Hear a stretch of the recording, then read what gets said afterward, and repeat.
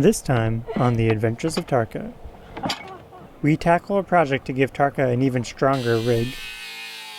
We escape to the vibrant old port city of Cartagena, and we eye our departure through the relentless gale to Panama.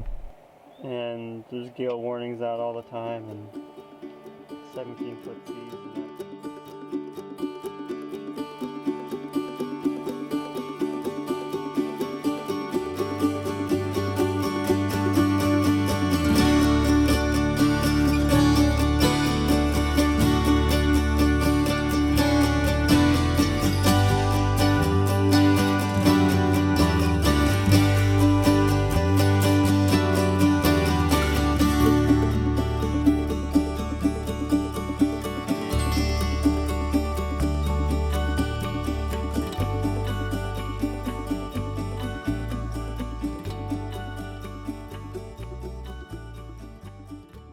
Christmas was fast approaching, but aside from the decorations in town and seasonal items being sold in the streets, it sure didn't feel like Christmas.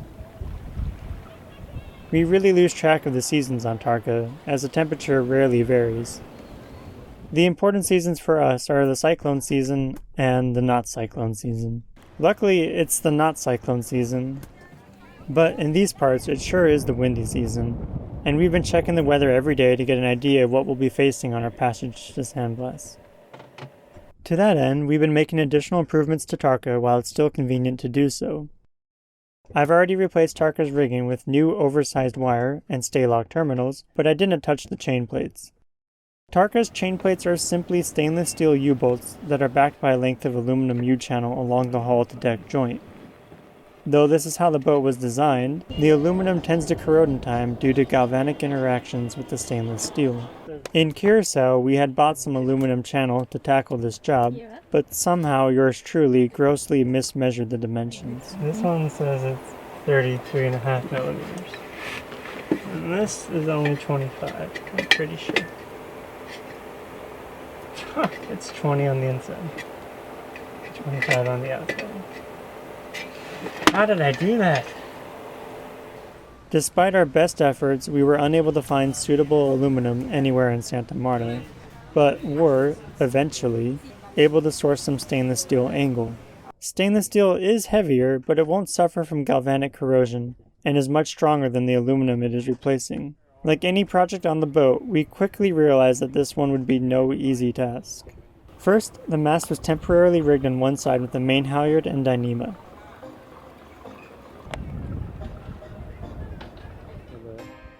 Since there isn't any sturdy hardware midships, a length of line was run under the keel and attached to chain plates on the opposite side. Next, nuts were removed. That's coming out. Not coming out. Which was a lot more difficult than it sounds. Free of our nuts, the U-bolts were then pulled one at a time with a combination of heat and leverage.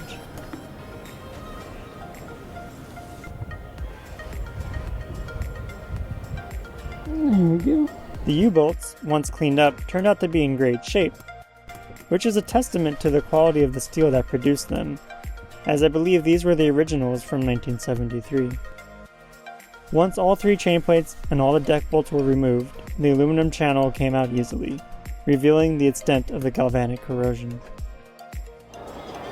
It probably would have been fine for another 5 or 10 years maybe. Oh really? If I cleaned it up, put it back.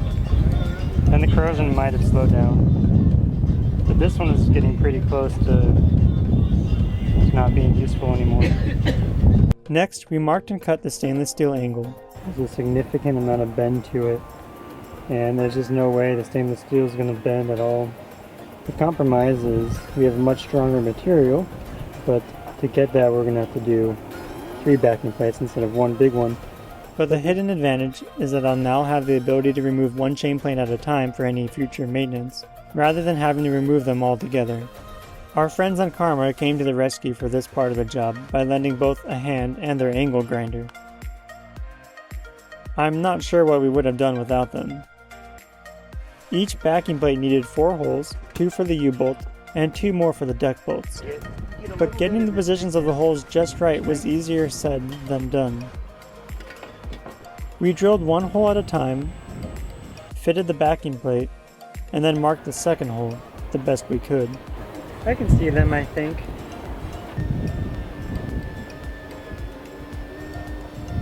No!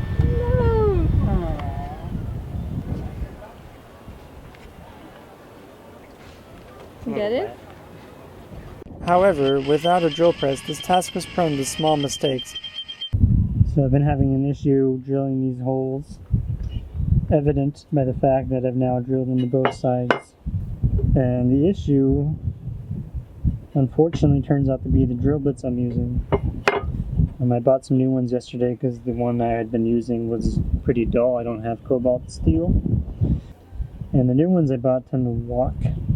And so what's happening is I'll drill this hole, or this one for example first, put it in the boat, and I mark the second one. I just did that here too, as you can see. So here's the first hole, that's the second one I've marked. And I'll go to drill it, and then the bit always wants to walk this direction. And I think that's just the nature of the bit. Anyone who has drilled stainless steel knows that it is a slow, arduous process. And because we couldn't find cobalt bits, we're stuck using high-speed steel ones, which made the whole thing even less fun. Eventually though, we found a simple technique that worked for us.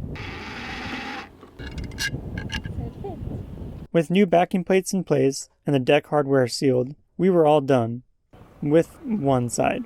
We then repeated the entire process for the other side.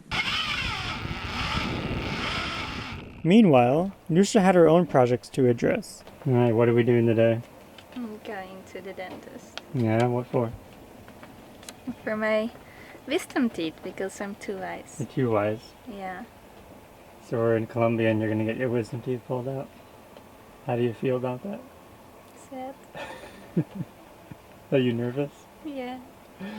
You trust them? I hope you speak English. Otherwise you're gonna pull out the wrong one. Yeah, just pull out all your teeth. Yeah. And I think Nusha's pretty brave for getting this taken care of here, in a strange land, far from home. But then again, Colombia actually has a pretty good healthcare system. I knew. I can't So what talk. happened? What happened? Tell me all about it. No, I can't talk. I really can't talk. This is numb. You're laughing. I thought we weren't getting your wisdom teeth Get out the today. butt out. So no means so. Can you speak English? I can't understand No, you. I can't. Go away. With no more wisdom, and my brain fried from working in the tropical sun all week, we had almost forgotten that Christmas was only a week away. Christmas has different meanings for different people, and in a predominantly Catholic country like Colombia, much of that is deeply religious. But for us, it's mostly just a reminder to be grateful for the things that we have, as modest as those might be, and to give back what we can. And so we took this opportunity to gift our YouTube ad revenue, to date, to the Coral Reef Alliance. Okay, action. But the details of all of that are in a different video. We will continue to do this for as long as people are watching these videos. But frankly, we also needed something for ourselves, too. And decided to escape Tarka for a few days for a trip to Cartagena.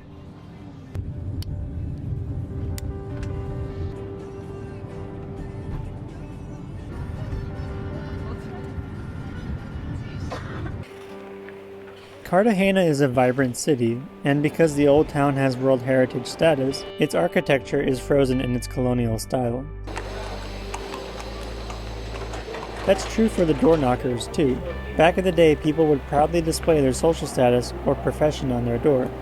A lion for soldiers of the army, sea creatures for merchants and fishermen, a lizard for a member of high society, and a hand for a member of the clergy.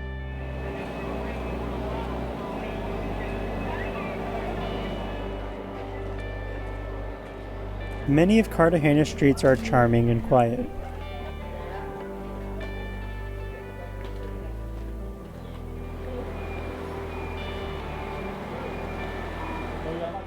And this too is true for the coffee shops and bars, aside from the rowdy client or two.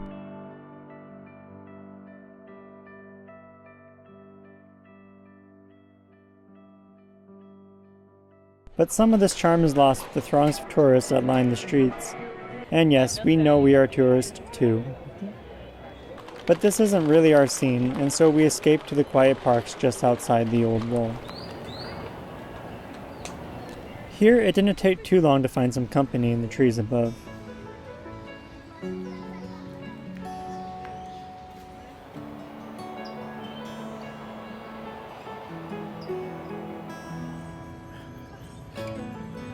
It turns out that these cute monkeys are actually extremely rare.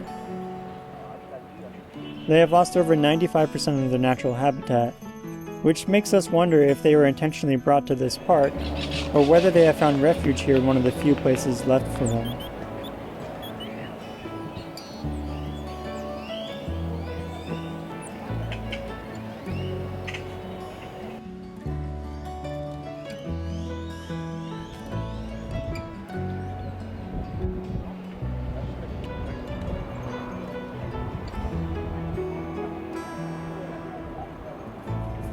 Cartagena is as vibrant at night as it is during the day. And we found good local food for an unbeatable price. Maybe this hasn't been a normal Christmas for us, but we've still had a most wonderful time.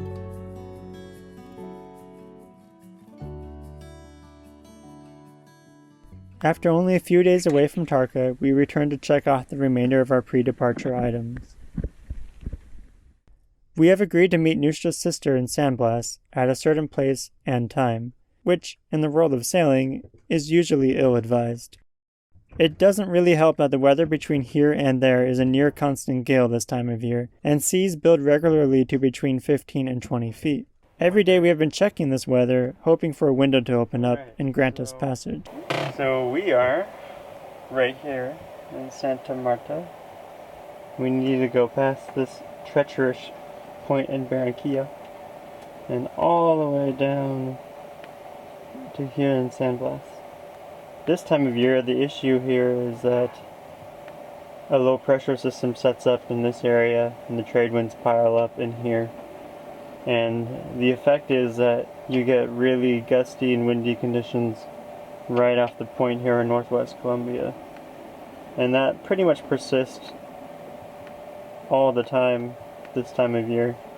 And so these gusts are like 45 knots, and we've seen gusts here in the marina of like 60 knots, and 50 knots isn't uncommon at all. And then the waves, of course, pile up at the same time, so we end up with these pretty big waves. And there's gale warnings out all the time, and 17-foot seas and that kind of thing. So we're trying to find a good weather window. In the meantime, there are things to do. We had acquired a second-hand towing generator back in Bonaire, but still haven't used it because we never wired it up. Luckily, the wiring wasn't very complicated, and there was even a through-deck hole already available.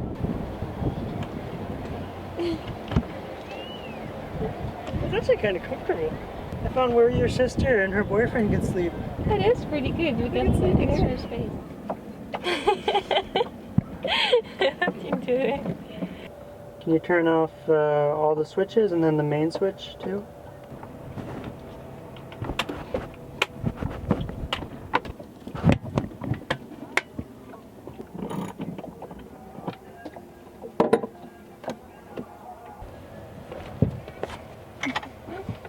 There's too much crap in here.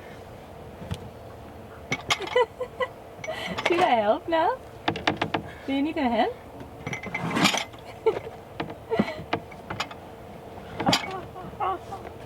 Oh, yoga.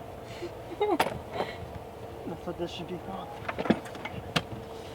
For now, the generator will be tied to a switch on our electrical panel, so we'll manually regulate it. Later on, though, we'll install a relay for automatic regulation with our battery monitor. We also decided to upgrade our chain.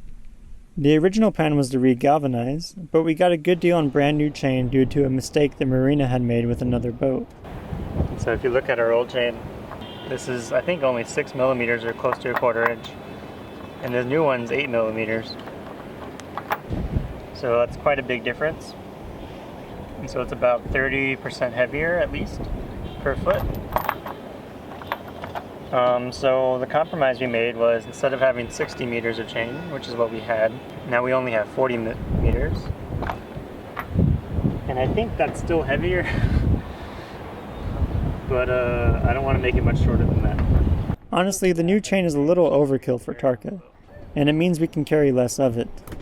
But it is heavy enough that, for deeper anchorages, we can comfortably make up the difference with nylon rope. We gave our old chain away, where it now lives a new life employed for dinghy anchors and local fishing boats.